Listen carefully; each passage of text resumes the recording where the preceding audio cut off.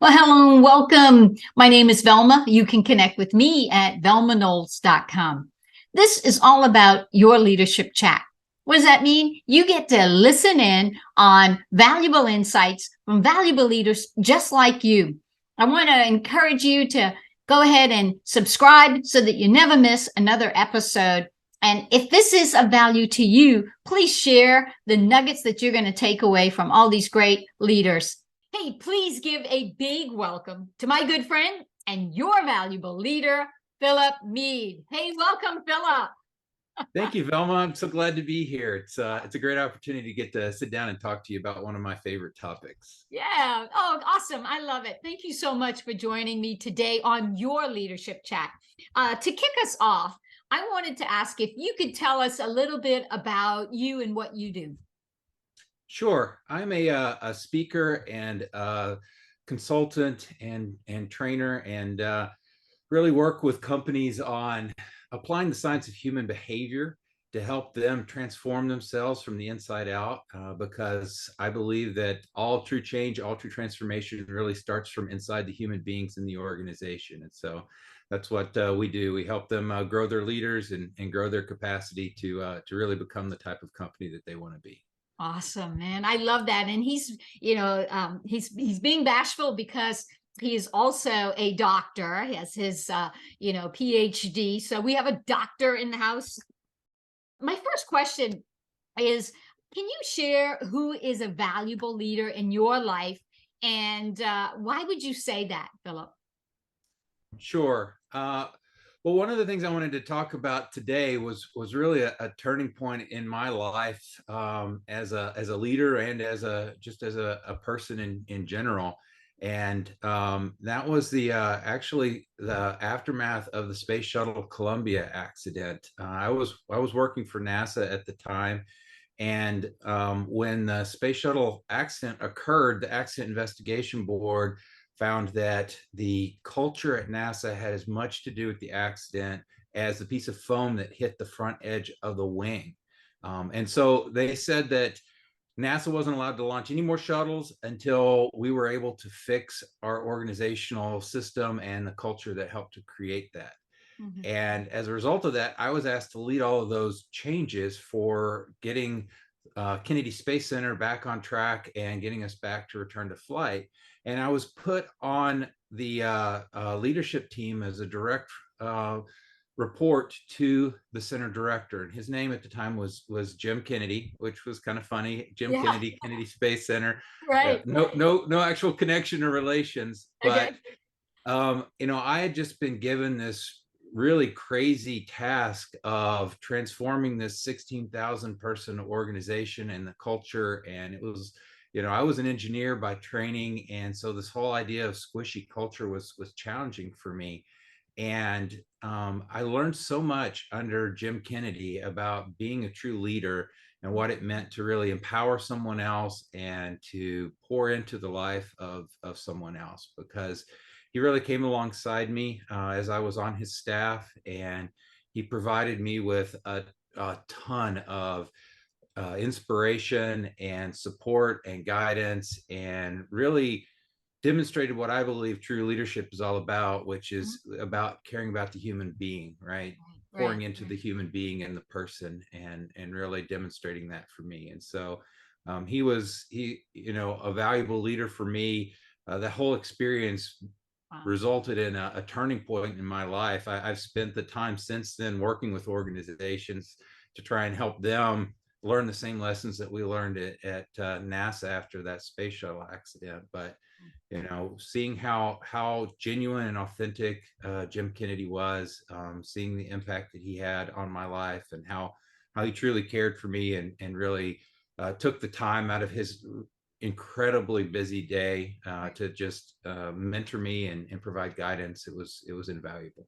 Wow. And I don't know if he's still with us, but if he is, I know he would appreciate hearing that story. And sometimes people make such a profound impact in our lives. I mean, it could be your parents, your brother, your sister, it could be, a good friend, it could be a great boss leader, like you're mentioning here with Mr. Kennedy. and they don't know it. They just do it because that's their character, that's who they are, and they just care about people, and they trust and want the best for others, but they never hear those stories of success and significance that they've made. And I know that he would appreciate your genuine, sincere story that you're sharing here, because I hear Yeah. it. Yeah. Wow, wow, wow. Hey, so, you've had a great example. I mean, you've got someone that laid the foundation, that not only just talked the talk, but walked the walk, and came alongside you and helped you and instilled in you, a sense of belief that you can become more valuable, you have value, and gave you that even desire to go out and pass that along to other organizations. I mean, your whole business is about that now, right? Yes. It's like Yeah. you're outside of NASA, the Space Kennedy Center, and you're in your own business, and you guys are doing the work that happened right there. You're transforming that for other organizations and giving them that best practice and framework. So tell me, my second question is really about, well, then how do you, Philip, how do you impact other people and help them to see their value and become more, have a bigger life, become a better, valuable leader? So as a result of what I gained working with Jim Kennedy, and also as a result of just the study and work that Laura and I do together, I've come to the conclusion that leadership it's about creating followers. It's Right. not about focusing so much on myself and saying, how great am I? It's about, how do other people feel in my presence? How do other people feel about themselves when I'm around and when I ask them to do things? And so what I really want to do is I want to create followers, rather, and focus on, how am I doing that? How am I creating people who really truly want to buy into my leadership and want to come alongside me with whatever it is that I'm trying to achieve?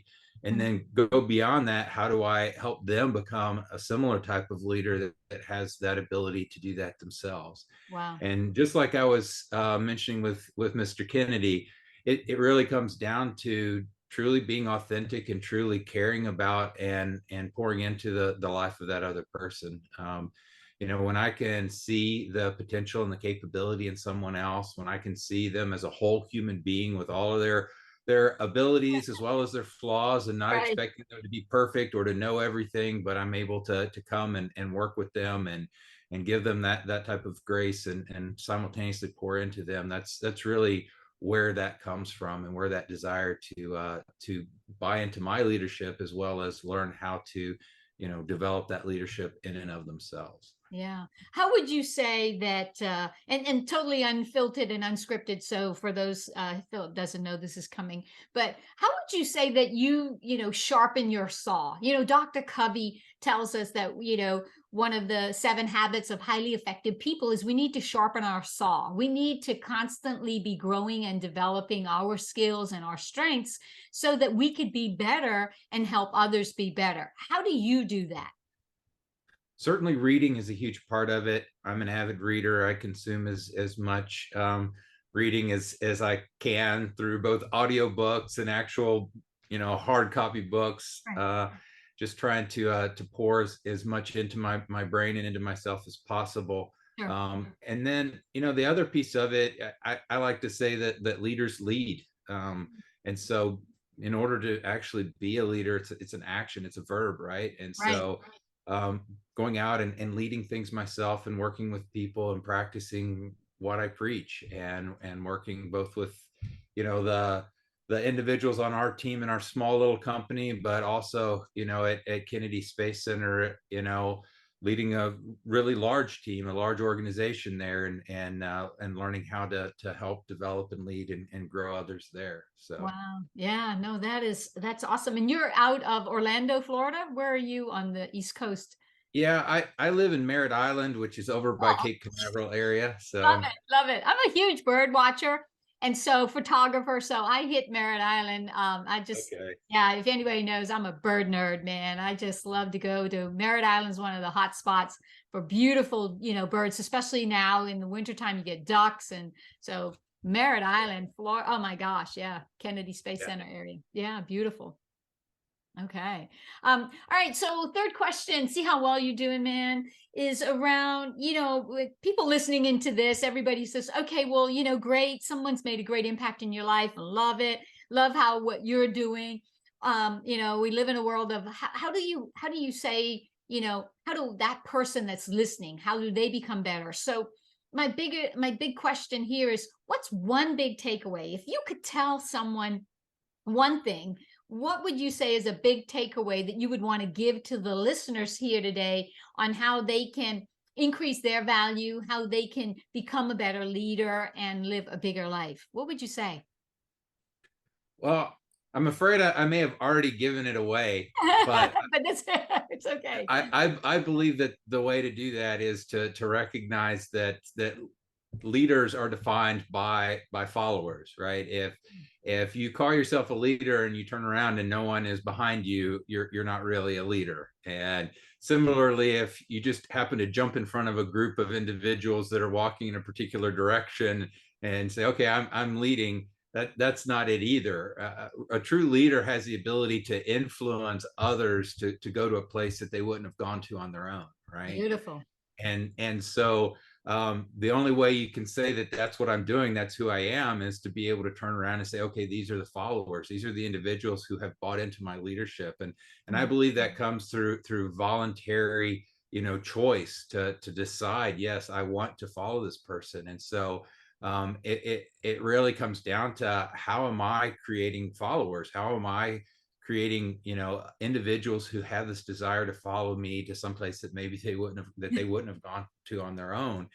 And I believe that all comes down to focusing on myself and starting from within, right? How do I become the type of person that other people want to follow? Yeah. And I do that by becoming that leader, becoming that person who has those character and the qualities of true authentic leadership, that says, this is who I am and this is how I show up authentically myself, not by trying to copy someone else, not by trying to, practice tricks or techniques that are contrived or aren't authentic for me, but it's truly being myself and learning how to be who I am, but doing that in a way that really is genuine and builds up others, and where others see that, I'm pouring into them and I'm working with them as much as they are with me. And so when I can do that, when people can see that, they can buy into my leadership, they can trust that I do have their best interests at heart, that I really am trying to help them get where they want to go. It's not just all about me and where do I want to go and how am I going to get what I want out of this. When they see that it's me taking care of them, then that's when people really buy into it, and that's where that trust comes from, that Yeah. allows true permission-based leadership to occur. I love that permission-based leadership, right? It's Zig Ziglar who always has coined and said and lived it. You can have everything in your life if you help enough people get what they want, and that's what you're saying. It'll just come back to you naturally when when you lead with intention to help others become better and have a bigger life, to enjoy themselves and get to truly know who they are. What would be like one book that you would say, boy, Velma, this is a book that, I think every person should read, that could help them better understand themselves and, really tap into that internal transformation that has to take place. You could take a sip of water or something. So, what would come to mind other than your book, which I'll allow you to talk about in a second. But, Oh, darn, you stole it. all Yeah. right, So my book. yeah. Um, when it comes to leadership and developing leadership, there's a couple that come to mind. I do like, you mentioned Stephen Covey earlier. I do like principle centered leadership. I think that's an important one, thinking through like what are my principles and how do I show up and how do I lead from those. Right. And I also really like John Maxwell's level 5 leadership, 5 levels of leadership. That's a really good one as well. I've already sort of mentioned his permission-based leadership as being the first step there, but Yeah. I feel like that's a really good one to think to read through as well. Okay, awesome. I was jotting them down there. I'm a John Maxwell certified leadership coach and trainer. And so, I just absorb John's stuff. So yes, his 5 levels of leadership with the different position, you move from position leadership up and into permission. And Covey's principle-centered leadership, that's one that's on my list now. Thank you for that nugget, and hope everybody else also grabs that up. So Phillip, tell our listeners, how can we contact you, learn more about what you do at the company as well, and share a little bit about your book with us, because you're a published author, and I'd love for you to have an opportunity to tell that story too. Sure. Well, you mentioned it already. We've got a book out called The Missing Links, launching a high performing company culture, and it goes through and it talks about the way that we approach working with organizations and people to generate the type of transformation that we think can only come from the inside out, starting with the human being, the self at the center, and then growing out from there to teams and organizations. And we use the Space Shuttle Columbia accident as a backdrop, and we talked through some of the work that we did there and some of the different aspects that led to or contributed to that accident, and show how pieces and parts of our model help to address that. So it's if you're a space nerd or if you're a culture nerd, I'd recommend picking it up. I think it's a great thing. It's available on Amazon, of course. Everything is available on Amazon. Exactly. Right. For those of you out there that are listening, you might not know that Phillip and I have actually met in skin. So, it's been a while. So consider yourself with a virtual hug. And All right, you too. and I can't thank you enough for spending a little time with me, having this leadership chat, sharing and passing on some value to those that are listening in. So appreciate you, man. I just thank you enough. Happy to do it. Thanks for having me on today. It was wonderful. Hey, thanks so much for watching another episode of Your Leadership Chat. I hope that you've enjoyed this video. Make sure that you hit the subscribe button here and tap that bell icon so that you never miss another episode. I hope too that you'll give us a thumbs up on the video for a like. And then if you feel led, please share the video with those who need to see it. Thanks so much for watching. We'll see you next time on Your Leadership Chat. Bye for now.